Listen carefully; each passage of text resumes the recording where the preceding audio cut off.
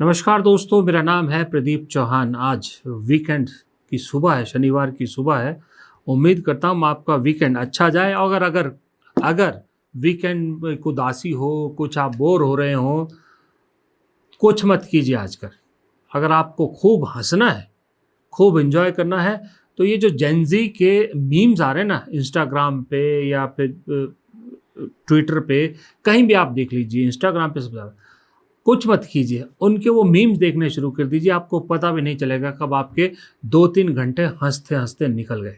और साथ में आप हैरान भी होंगे कि इस देश के बच्चे, ये छोटे छोटे बच्चे जिन पर अभी कुछ दिन पहले पुलिस ने एक तरह से बर्बरता करते हुए लाठियां बरसाई थी, वो बच्चे दरअसल इतने क्रिएटिव हो सकते हैं, इतना तेज दिमाग है। और उनकी बातें सुनिए, बातें सुन के आपको, हमको शर्म आ जाए कि हम जिन बच्चों को नकारा समझ रहे थे, उनकी राजनीतिक समझ, उनकी भविष्य की समझ, उनकी टेक्नोलॉजी की समझ हम सबसे कहीं ज़्यादा है। उनकी मेमोरी हम सबसे कहीं ज़्यादा शार्प है। हम बात करते हैं कि भाई ये जनरेशन तो मोदी राज में ही पैदा हुई है, उसी में बड़ी हुई है, उन्हीं का जानती है। सब गलतफहमी। ये बच्चे सब जानते हैं।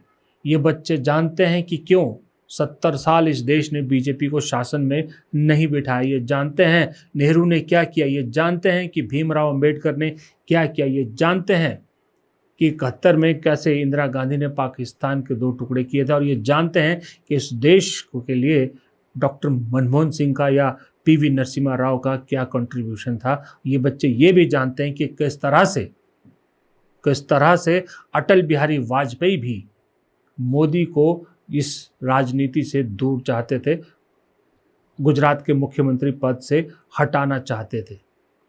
सब जानते हैं ये बच्चे, इन बच्चों को सब मालूम है।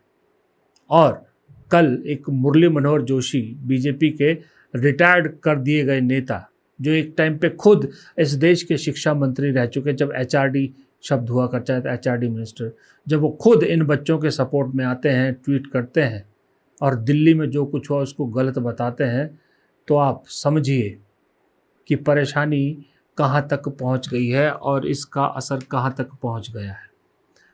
लेकिन आज इन बच्चों के प्रदर्शन से ही जुड़ी हुई बात करूंगा, लेकिन थोड़ा अलग एंगल से बात करूंगा मैं, क्योंकि ये कहानी का दिन होता है तो कहानी अभी बाकी है। मैं आज ज़रा बात करना चाहूँगा मैं कांग्रेस सेवा दल की।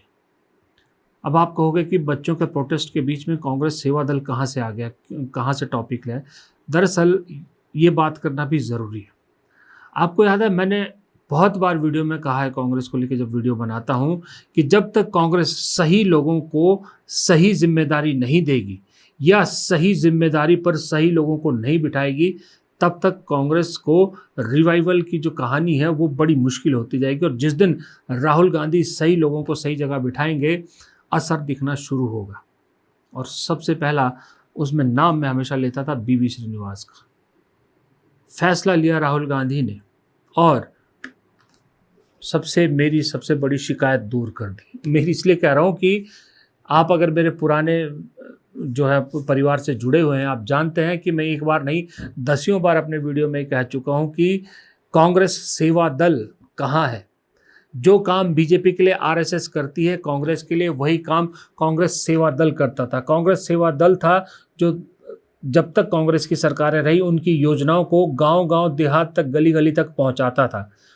जैसे जैसे कांग्रेस डूबती गई, कांग्रेस सेवा दल सबसे पहले डूबा और निष्क्रिय होता गया। और ये मैं बहुत अच्छी तरह मानता हूं कि अगर कांग्रेस को अपनी बात को सच में दूर दूर तक पहुंचाना है तो कांग्रेस सेवा दल सबसे बड़ा उसका एक जरिया है। और साथ में यूथ विंग यानी एनएसयूआई और यूथ कांग्रेस तो है। यूथ कांग्रेस एनएसयूआई एक्टिवेट होकर सेवा दल नहीं हो रहा था, लेकिन जैसे ही राहुल गांधी ने बीवी श्रीनिवास को इसकी जिम्मेदारी दी, उसका असर दिखना शुरू हो गया।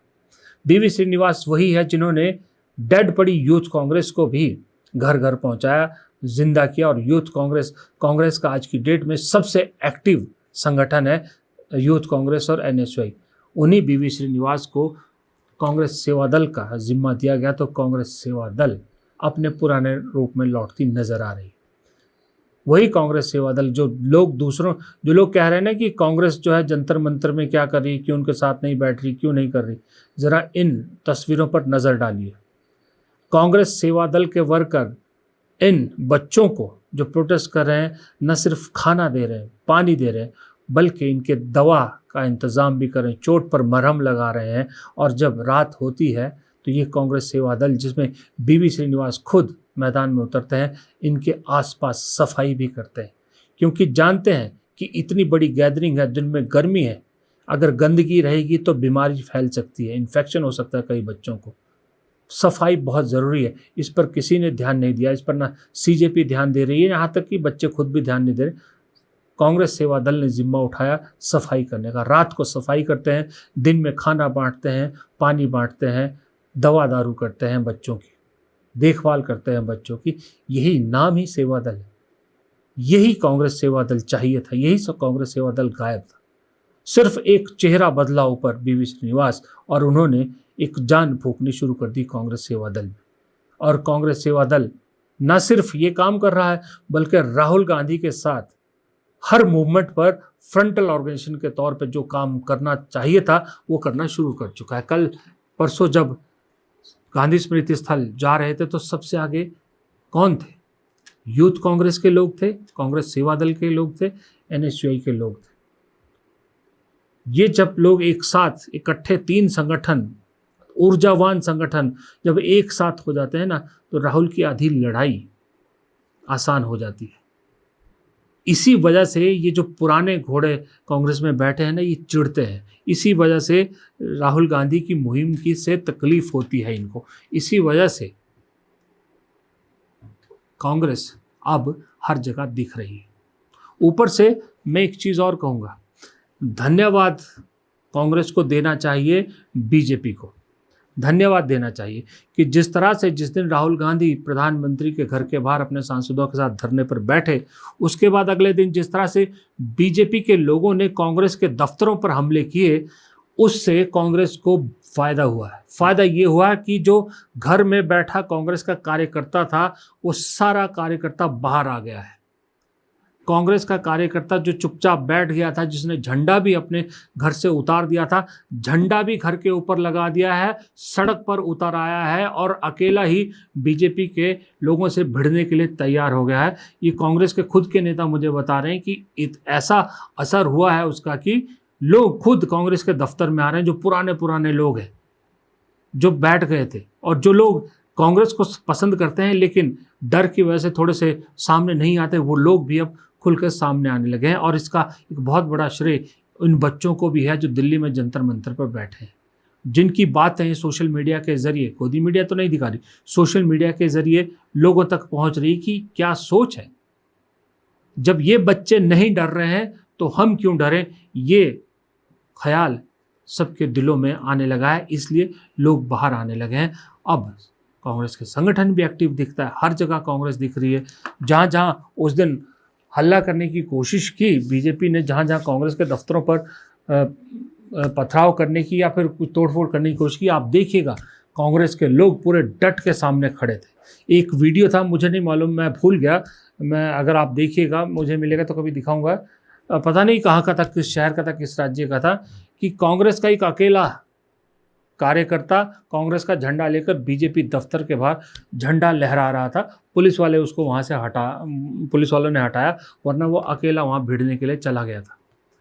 तो ये जोश ये वापस आया, क्योंकि अब कांग्रेस के लोगों को भी समझ में आ गया है कि अब डरने का वक्त चला गया। आप जितना डरोगे ये उतना ही दबाएंगे और आपको उतना ही दबना पड़ेगा। और जैसे ही आप ईंट का जवाब पत्थर से देने के लिए खड़े होंगे, ये आपसे ज़्यादा डरपोक निकलेंगे, दुम दबा के भागते हैं।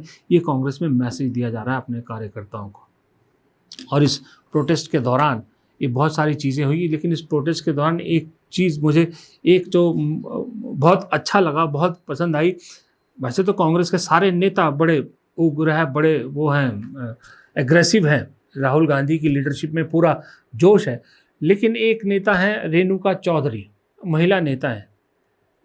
भाई इस पूरे प्रकरण में अब तक सबसे बढ़िया मुझे सुनने का किसी को मजा आ रहा, तो रेणुका चौधरी का रूप, उनकी बातें, उनका गुस्सा सब बहुत अच्छा लगा। जरा देखिए। अरे ये क्या जाने बच्चों के बारे में, कभी पैदा करे तो मालूम होता। टीयर गैस चलाते बच्चों पर। अरे कायर कौन कहीं के ये सरकार, यूजलेस फेलोज। किसानों पे वाटर कैनन, स्टूडेंट्स पे टीयर गैस। वाह रे वाह, क्या ताकतमान सरकार है कि बच्चों पे टीयर गैस चलाए। इतिहास याद है तो याद करेंगे। अरे हम जहाँ भी जाए यार, देश हमारा है। ये कायर अपने बैठ के पुलिस को बुला के मैं डरा रहे, हमारे इसमें डर नहीं है। एक बुजुर्ग महिला में अगर इतना जोश है तो सोचिए जब अपनी एक बुजुर्ग नेता को इस तरह के जोश में और इस तरह से बेखौफ बोलते देखेगा तो जवान कार्यकर्ता, युवा कार्यकर्ता में तो जोश आएगा ही आएगा ना। ये फर्क आया है सही जगह पर सही आदमी को बिठाने का, सही आदमियों को जिम्मेदारी देने का और सही वक्त पर सही एक्शन करने का। और एक चीज़ और बहुत अच्छी इस दौरान हुई कि कांग्रेस ने एक चीज़ का ध्यान रखा, खास करके राहुल गांधी की टीम ने इन्फॉर्मेशन लीक नहीं होने दी। ना प्रधानमंत्री के घर के बाहर के धरने की इन्फॉर्मेशन लीक होने दी, पता ही नहीं चला, सिस्टम हिल गया। ना फिर अगले दिन जो गांधी स्मृति वाला पूरा मार्च हुआ, उसके वजह से कितना बड़ा एक जो है इवेंट टालना पड़ा, सरकार को कदम टालना पड़ा, मंसूबों पर पानी फिर गया। मैं शाम के वीडियो में बता चुका हूँ। ये सब इन्फॉर्मेशन एकदम कुछ ही लोगों तक रही और लीक नहीं हुई, तो ना सिस्टम कुछ कर पाया, मतलब सिस्टम मतलब जो अभी भी सरकार के हाथ में, ना गोदी मीडिया कुछ खेल कर पाया, सरकार स्तब्ध रह गई। ये तब्दीलियाँ, ये मैच्योरिटी की वजह से है कि 2 दिन से मैं देख रहा हूँ, कल से लेके, खास करके जब से अनशन तोड़ा है वांगचुक ने, खास करके राहुल गांधी जब सारे सांसदों को लेकर गांधी स्मृति गए, तब से एक टीम गायब है कहीं, जिसका नाम है अरविंद केजरीवाल एंड पार्टी। जो राहुल गांधी पर इल्ज़ाम लगा रहे थे कि हाईजैक करने की कोशिश कर रहे हैं बच्चों के प्रोटेस्ट को, जब पूरे विपक्ष के सांसद ही उनके साथ खड़े हो गए तो अचानक से शांत हो गए, गायब हो गए। मुझे नहीं दिख रहे, कहीं छुटपुट दिख रहे होंगे तो मुझे नहीं मालूम। अब वो जोश कहाँ गया मुझे नहीं मालूम। खैर चलिए, शनिवार की सुबह है, ज़्यादा लंबा आपको नहीं खींचूंगा, लेकिन एक जाते जाते एक चीज़ आपको दिखाना चाहता हूँ। ये वीडियो आपने देखा होगा, बहुत चल रहा है, बहुत लोगों ने देखा है वीडियो। मैं भी दिखाना चाहता था, लेकिन मुझे फिर लगा कि छोड़िए, किसी को क्या करना, लेकिन मुझसे रहा नहीं गया। इस वीडियो को देख के पता नहीं मुझे खुशी होनी चाहिए कि मुझे दुख होना चाहिए, क्या होना चाहिए ये नहीं मालूम, मैं समझ नहीं पा रहा हूँ। लेकिन ये वीडियो आपको दिखाता हूँ जहाँ एक विकलांग बच्चा, विकलांग क्योंकि वो खुद को विकलांग कह रहा है, मैं विकलांग शब्द का इस्तेमाल नहीं करता, मैं तो कहूँगा स्पेशल बच्चा, एक स्पेशल बच्चा वहाँ पहुँचता है दिल्ली में प्रोटेस्ट में, और जो वो बातें कर रहा है ना, बस मेरी दुआ ऊपर वाले से यही है, कोई देश का प्रधानमंत्री बन जाए, किसी की सरकार आए, मुझे कोई फ़र्क नहीं पड़ता। बस मेरे लिए बेस्ट सरकार वो है कि जिस दिन इन बच्चों के, ऐसे बच्चों के दिल से ये भावना निकल जाए ना जो वो बोल रहा है, जिस दिन ये भावना निकल गई, वो सरकार मेरे लिए सबसे बेस्ट। देखिए वीडियो। मैं किसी का काम में नहीं आया, आज मैं काम में आया हूँ, किसी का काम में नहीं आया मैं आज। ऐसा क्यों कह रहे हैं आप? मैं विकलांग हूँ ना, मैं कमाता नहीं, मैं धमाता नहीं, मैं किसी के काम में नहीं आया। वो सब ऐसे बोलते हैं तू लल्ला है, तू कमाता नहीं। आज मैं लोगों को दिखाना चाहता हूँ मैं क्या कर सकता हूँ। दिल जो है ना 4-5 दिन से यही कह रही था मैं जाऊंगा जरूर, चाहे कुछ भी हो जाए, दुनिया पलट जाए,